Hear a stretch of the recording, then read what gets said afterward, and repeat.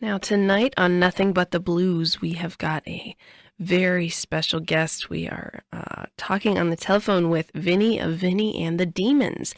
And this is a great homecoming for a band that started up here in Gainesville, left to Chicago to play some great blues with some great blues artists, and has lived to tell about it, and is back here to play a couple shows at Eddie C's February 9th and 10th. So let's start things out. Vinny, I'm really happy that you're here on the show. Miss Flannery, how are you today?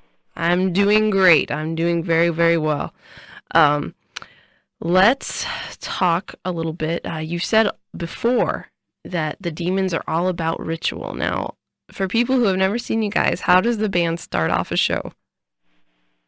Well, we always toast with a shot of Jack Daniels, and the ritual toast has been for the last, since the summer of 1999, the toast goes like this. It's, here's to Robert Johnson and all those who came before us. Help us to play your music and our music well, to the blues. And we shoot the whiskey, and that's the beginning of the show, and we've done that forever. We've done that for live shows, for recordings, for rehearsals, and we've never missed it. We've gotten down to being in a dry state and not having a bottle of Jack Daniels and having to dig through the old bottles laying around for all the swill that had been collecting at the bottom of them, and to try and gather it all together to make a shot up so that we wouldn't miss it. But we've gotten that bad at times, but we've never missed that shot. That's a pretty interesting ritual. Now, that started right here in Gainesville, am I right? Yeah, we started doing that right off the bat because of the tremendous amount of respect that we have for, the great blues players, and we wanted to have something that would just, give a blessing, make an opening, have a path there. And it's brought us very good luck, a lot of good luck along the way. We're still here. You're traveling on a very dangerous and dark road when you play this kind of music, and I believe that because of the respect that we have and the way we've gone about this, that's the reason why we're still here doing it. And for fans of Nothing But the Blues who might not know much about Vinny and the Demons, can we talk a little bit about the band, the guys in the band, and how you guys got started and why you decided to undertake this difficult path of, playing the blues and moving to Chicago and all this stuff? Let's talk a little bit about that. I wanted to put a blues band together, and we were all somehow interconnected at the original Common Grounds Coffee House on University Avenue. And we were all patrons. And, it's a very long story. I don't think you want to hear the whole thing, but that's where we met. And, each individual guy had his own thing, Tom Miller was the wonderful bon vivant of Gainesville. He used to do the Tom Miller Show every Friday night, and he was known for his, in the art community, as a freelance performance artist, poet, writer, maniac, and he played, the bass guitar like I'd never heard before in my life. And he plays a fretless bass, and he's left-handed, so that makes him even more freaky.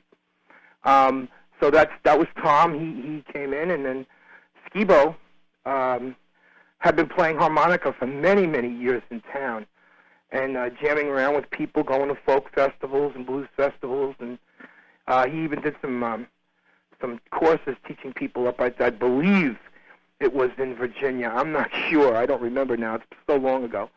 But Skibo was a regular at the coffee houses and the open mic nights and stuff, and he was next. He grabbed him, and then there's Evil Evan Demon on drums. He came to an open mic night one night and set his drums up and just started playing. I said, well, there's the drummer, So eventually we just got together. It sounds silly, but it's pretty much how it happened. you know. And you guys found a great audience for the blues that you play here in Gainesville. The Gainesville Demon fans are the most important people in our lives. We think about them constantly. They are precious to us because they were there in the beginning. They saw this thing forming, in its infancy. We love them very much, and to be able to come back and play not one but two shows for them is going to be a wonderful thing. It's going to be great. I'm very excited to be able to see these people again. I haven't seen them in so long, but they were there for us in the beginning. They're the reason why we're here. They gave us the energy to get up here. They made us believe that we were good enough to do this, and we love them very much. And this is just as much a celebration of the blues for them as it is for the blues. So I'm really excited. We're all excited about coming back. Now, in Chicago, you found quite a few friends and fans as well. And let's talk briefly about the Dixon family. You never got to meet Willie Dixon, the patriarch, but up in Chicago, you've gotten pretty close with his widow Marie, and you were very close with his two children, Shirley and Butch. Would you say that the Dixon family made Chicago feel more like home to you? When we were in Gainesville, we became very good friends with Bo Diddley. And Bo, when we told Bo we wanted to go to Chicago, because everybody else did, he did, and Muddy did, and Alan Wolf did, and so on and so forth. But I can't tell you on the radio what he said, but exactly. But he said, that we were crazy, but that if we really were serious about doing it, he couldn't see why we couldn't make it because he loved us. He said we were great, so we took that as a good omen. And he told me, look, when you get up there, you go see Shirley Dixon, Willie's daughter, and I'm going to call her and tell her you're coming, and she's going to take care of you guys. I said, okay. And we came up and we met Shirley, and we played for her in the Garden at one of the shows of the Garden series, and she fell in love with us, and we became very close with Shirley. And she used to tell me all the time, my father would love you guys. You guys got it. You're special. You've got it. You've got the spirituality. You've got the energy. You've got the passion. And I'm just standing there like a little kid. Wow, how did this happen? I've just been playing. That's all I've been doing is playing the music from my heart. And now, here I am with a goddess. She was fabulous. This lady was fabulous. She could sing, and she was carrying the legacy, for her dad, and we got very close to them, and Mrs. Dixon, Marie Dixon, is handling that thing now, and she's always been a Demon fan. So, but there was some tragedy along the way, and it's part of what honed us as a band. When we were in Gainesville, we were loud and, cacophonous and, anarchic and, what are the other words they used to use to describe us, we were just crazy, and the energy was coming out because we were excited to be doing what we were doing. When we got to Chicago, the experiences we've had and the people we met and the places we played, just honed us and mellowed us, and the blues got bluer, and sad got sadder, and the deep got deeper, and it just became more passionate because of what we were experiencing. And Shirley died in 2003, just as she was planning to take us on tour, and we were going to open for Aerosmith and all this crazy stuff. This concerts down south for her dad. And she had set up a festival for her dad in Vicksburg, and we were going to do these 10 concerts. I mean, it was insane. She passed away, and then a year later, her brother Butch, who had taken up the flame and the torch, and he got killed in a car accident when he was doing security for the rapper Twister, who's from Chicago. And these two funerals almost a year apart to the day. Mrs. Marie Dixon requested us to be the band that played at the wakes. And, that meant setting up the equipment and right next to the open casket and playing the blues in the funeral home. I really don't know if I have the words to describe how I felt, how we felt, what we've experienced in that.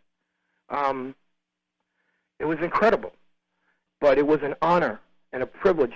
And, you play 3-4 hours in a funeral home, and all of the greats are coming through, Coco Taylor, Billy Branch, and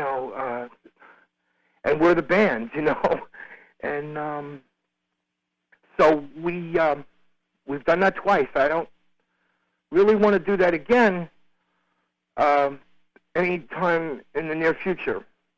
It sounds like it's been a real spiritual journey, the move to Chicago. And I guess some people are probably thinking, what does spirituality have to do with a blues band, and what does that have to do with a blues band who calls themselves the Demons?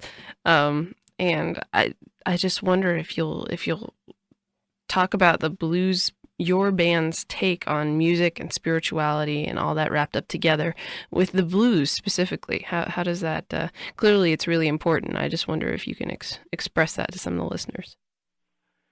Well, we pretty much live on the dark side. The blues is primarily dark, and a lot of people don't understand that. Right away they see the iconography and the name of the band and mojo bags, and they're asking us if we worship Satan, and it's just they're totally off the mark. They're going on the wrong track. There's light and dark. You see this. It's obvious in nature. And both sides, like in the yin-yang principle, you have, good and bad energies. The dark, there's nothing wrong with the dark. Night is dark. Night is beautiful. The moon, Kuan Yin. You can go on and on and on about it in the occult sciences and go back thousands and thousands of years. There's good and bad on either side. And we are living in the dark. We live in the dark. We play dark music. And it's all about human emotion and experience and being honest. Of course, there are blues songs that are, bouncy, happy-go-lucky thing. That's fine, and they're there, and they serve their purpose for what they are. But primarily, the blues is a catharsis, and it dwells in a very dark space. And when you play it, you have to be aware of what it's going to do to you while you're in that space and while you're playing it. It's not something that you take lightly. Whether or not you believe in an afterlife or spiritual stuff or spirits or whatever, or energies, and just on the off chance that those energies and those spirits do exist, you would want to approach them with respect because of the nature of the material. And that's what we do. We still have our mojo bags made by our high priestess, and we follow the certain rituals. It's Delta voodoo. It's just a thing that you do. It's what's done because you're in that mix, and you want to be spiritually correct, and you want to take care of yourself because the songs are sad. When I sing, when I play, I cry sometimes because, I've experienced some of this stuff. It's, everybody has. And sometimes a song will just grab you and, as a musician, and knock you for a loop. I know what happens to the audiences because there hasn't been a night when the Demons played that people haven't come up and said, "What did you guys just do? You took me for a ride. Or, you changed my life. What is that song? That song changed my life. God, you guys are great." Blah blah blah. And it's constant testimonial, and it's not really us. We're a vehicle. We're playing the music. It's the music that does the magic. It's the music that's powerful. We're just presenting it. And like I said, it's very, very powerful. And you have to be ready for that. You have to become a blues athlete to be able to let yourself go, play from your gut, and let it all out. Otherwise, you're really going to get hurt. You don't mess with this stuff unless you're ready to really, really get into it. You have to prepare yourself. That's why. That's the spirituality there. I hope I answered your question, Colleen. You absolutely did. Yeah, you absolutely did. It's an attitude of respect. It sounds like for the blues fathers and mothers that have come before you, and you guys really, really pay a lot of attention to that. You've been described as playing kind of a punk blues, a really raw kind of, something that might actually be really relevant to all areas, people in all walks of life, something that's bluesy that speaks to older folks, something that's really punky and anarchistic and take no prisoners that appeals to younger folks as well. And as far as younger kids go, what kind of advice would you give to somebody who's just starting out playing blues if they want to get to your level and if they want to try and play the kind of blues that you play? Well, I have to tell you this, Colleen, because the last time I spoke with you, I had kind of an awakening. And, people go through their lives, especially when you're young, I'm going to make it someday, I'm going to make it someday, I'm going to get out there, I'm going to play, I'm going to get real good at what I do, I'm going to get, an agent, I'm going to get the record company to recognize me, I'm going to get out there, I'm going to make it, I'm going to make it big, I'm going to be in the music business, blah, blah, blah, blah. Okay, today it's a little different than that. I'm kind of talking about the 60s here, but, 60s, 50s, whatever, but still, that's the spirit that's in you when you're a musician and you really want to get out there and play and make it your life and make it your livelihood. The other day I realized after speaking with you, I have spent a lot of time doing that too. I want to make it, we got to make it, the Demons are going to make it. And what I realized was that we already have made it. We already made it. If we all died tonight, after the experiences we've had in Chicago, we've played every stage you could possibly play the blues on here. We got to play at the Checkerboard before it closed down. We've met so many great people. We've made so many friends. And had a chance to be here where it all started, where Muddy Waters walked in and turned it electric, where Howlin' Wolf lived, where all these guys came. We've had a chance to breathe the same air. We've made it already.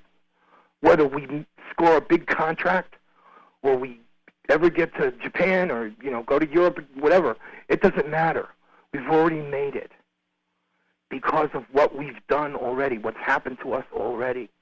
You can't get any better or bigger than where we are at right now spiritually in this town because of the people that we've met and the friends that we've made and the blues that we've played. And I think that's the secret. That's the secret to success, is to realize who you are. You pick up the guitar, the drumsticks, the bass, the harmonica, the piano, the sax, whatever it may be, and you play it and you learn it to the point where you're functional. And then you got to dig. Some people use drugs and alcohol. Some people get spiritual and meditate. The best thing to do is listen to the music. It's all there. It's all down on recordings. You listen to what these guys were doing. You listen to what they were singing about. Listen to the tones they were getting. Get the instrument the way you want it. Get it to feel the way you want it. And then sit down and just find out who you are. And then from the depth of your soul, after gaining some life experience, translate that sorrow and that pain and that sense of isolation and despair and sadness through your hands into the instrument and let it go. And what comes out on the other side is the catharsis, That's the music. That's what comes out. And that's translated to the people. It goes into the audience. It hits them. They can feel it. It's palpable. It's alive. And they relate to it. And because we're all one. We're all a part of this thing. We're all the same, regardless of what color we are or what we do or what religion. We're still all the same. The whole creation is groaning together, as it says in the Bible, or somewhere else. I don't remember. I guess I read it somewhere. But it all groans together. And it's an interesting word, groaning, because it gives you a sense of, little pain and suffering. And like the Buddha said. So all life is suffering. So, and it's the possessions that make you suffer, the wanting of the possessions that makes you suffer. So if you're holding on to that anger and that sadness and that despair and that hatred, everything, if you just get it out through the instrument and get rid of it, then you find the freedom. And that's what I'm saying. We found that already. So whether or not we're recognized in the world as a blues band or whatever the heck it is, it doesn't matter anymore. Now we're free to pursue the goals because we know who we are. We're the demons.